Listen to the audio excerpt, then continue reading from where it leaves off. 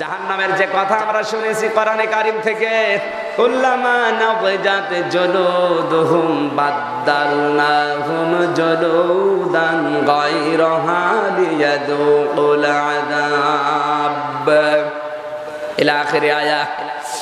আল্লাহ পাক বলেন, জাহান্নামের মানুষের চামড়া আমি আল্লাহ পরিবর্তন করব, আবার নতুন চামড়া লাগাবো, আবার পরিবর্তন করে নতুন চামড়া লাগাবো। কেন এই চামড়া পাল্টাবো জানো? লিয়াযুকুল আযাব, যেন ওর শাস্তির তীব্রতা যন্ত্রণা বেড়ে যায়। জোরে বলেন নাউযুবিল্লাহ। আকিজ ফাউন্ডেশনের শ্রোতা যারা আছেন, এই আয়াত থেকে আমাদের আল্লাহ যেটা দিতে চান, পৃথিবীর এই সবচাইতে আসল দামি সম্পদ যেটা আপনার 50, 60, 70 বছরের হায়াত, এই পুঁজি, এটা যদি আপনি সঠিকভাবে এখন ব্যয় করতে না পারেন, অনন্তকালের জন্য আল্লাহর যে জাহান্নাম জেলখানায় একবার প্রবেশ করলে কোনোদিন আল্লাহ বের করে দেবে? বলেন দেবে? খালিদিনা ফিহা আবাদা, জাহান্নামে দিলে আল্লাহ অনন্তকাল এখানে আপনাকে থাকা লাগবে। তাহলে সাপে কামড় দেওয়ার ক্ষতির চাইতে হায়াত যারা সঠিকভাবে কাজে লাগাবে না, জাহান্নামে যাবে, এই ক্ষতিটা আরো বড় না ছোট? অনেক বড় ক্ষতি। জাহান্নামে যাওয়ার ক্ষতির তুলনায় সাপে কাটা কোনো ক্ষতি না, নাকি? এই জন্য আমাদের উচিত হবে দুনিয়ার এই জীবনে যে যা পেয়েছে এগুলো আজ আছে কাল নেই। যে কোরআনে কারিম আমার আল্লাহ এমন ভাবে নাজিল করেছেন, আজ আছে কাল নেই, কাল নেই। কিয়ামতের পরেও কোরআন শরীফ থাকবে। কথা বলেন, কিয়ামতের পরেও কোরআনে কারিম থাকবে। কিয়ামতের পরে জান্নাতি মানুষদেরকে আমার আল্লাহ যেটা দিয়ে তেলাওয়াত করে শোনাবে, তার নাম কি? সবাই বলেন। আমাদের এই দেশে এখন ৯৬% মুসলমান। কত? আমাদের শিক্ষামন্ত্রী ডাক্তার দীপুমণি কিছুদিন আগে ঘোষণা দিয়েছে, ক্লাস 1 থেকে ডিগ্রি পর্যন্ত কোরআনে কারিম 100 মার্কের কম্পালসারি করা হবে। এমপি যারা আছে এনারা 300 জন, যদি এক বাক্যে সংসদে বলে হা, আর যদি পাশ হয়ে যায়, বাংলাদেশ দুর্নীতি মুক্ত করতে আর বেশি টার্গেট দেওয়া লাগবে না। এই দেশে আজও যেই কয়টা অফিসার ঘুষ খায় না, দুর্নীতি করে না, আপনি পেছনে খবর নিয়ে দেখবেন ওরা কোরআন জানে।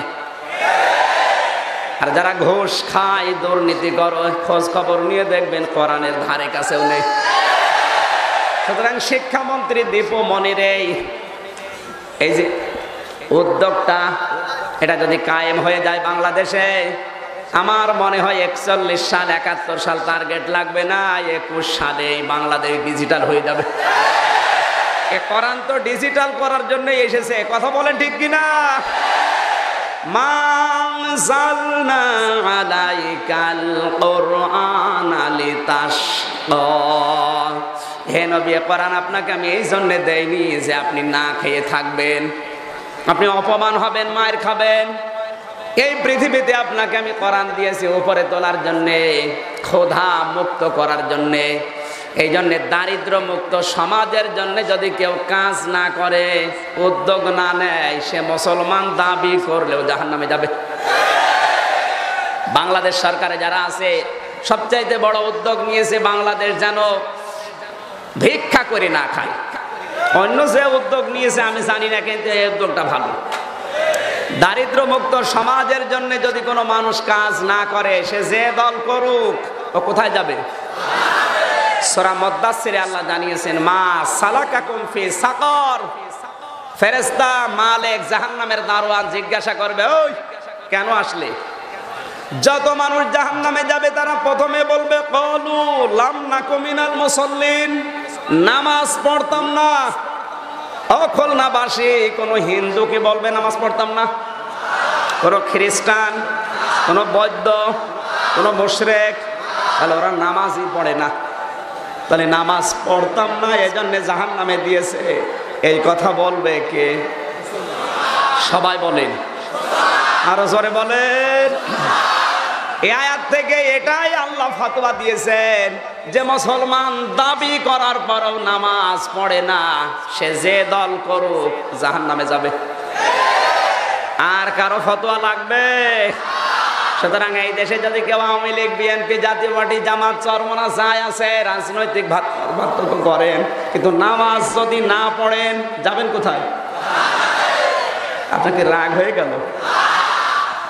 এখান থেকে সিদ্ধান্ত নেওয়া লাগবে যে আর যাই করি অন্তত মুসলিম নামাজ পড়া লাগবে। রাজি আছেন আপনারা? আজরাইল যতদিন না আসে ফরজ নামাজ ছেড়ে দিতে পারবেন না। যারা রাজি আছেন দেখান তো আল্লাহকে, লিল্লাহে তাকবীর। দেখেন তো হাত তোলেনি কে? হাত তোলো। আলহামদুলিল্লাহ, ঠিক আছে। হাত নামান। আলহামদুলিল্লাহ, মাহফিল সাকসেস। এই মানুষগুলো যেন ফজরে পাওয়া যায়। অনেকে এসেছে এখানে মাগরিবও পড়েনি, এশার নামাজও মনে হয় পড়বে না, আর ফজর তো সকাল 10টায় উঠবে। তো সারা রাত ওয়াজ করেন, অসুবিধা নেই। আকিজ ফাউন্ডেশনের উদ্দেশ্য আছে এলাকায় মানুষ যেন কোরআন জানে, হাদিস জানে, অন্তত নামাজি হয়। কারণ নামাজি মানুষ যদি তৈরি হয়, ইন্নাস সালাতা তানহা থেকে, ফাঁকি দেওয়া থেকে দূরে থাকবে। কথা বলেন। এই যে নাসির ভাইয়ের যে গ্রুপ আছে, কি জোট গ্রুপ নাকি জানো? জোট মিল, আকিজ গ্রুপের জোট মিলে। ওখানে আমি ভেতরে প্রবেশ করে দেখেছিলাম নামাজের যে সিস্টেমগুলো, নামাজের সময় এসে সবাই নামাজ পড়ে, এরপরে কোরআনে কারিম বেশিরভাগ নামাজের পরে পাঠ পাঠ করে শেখানো হয়। ওনার উদ্দেশ্য হচ্ছে কোরআন যদি জানে, নামাজের ট্রেনিংগুলো যদি বাস্তবে নিয়ে যায়, এই লোকটা 8 ঘন্টা ডিউটি করতে ফাঁকি দেবে না। আল্লাহ কিন্তু নামাজ এই জন্যই দিয়েছেন, ইন্নাস সালাতা কানাত আলাল মুমিনিনা কিতাবাম মাওকুতা। নির্ধারিত সময় আমি নামাজ লিখে দিলাম, যে মুসলমান 5 বার টাইম টু টাইম নামাজ আদায় করতে পারে, ও জীবনের কোনো কাজে ফাঁকি দেওয়া সম্ভব না।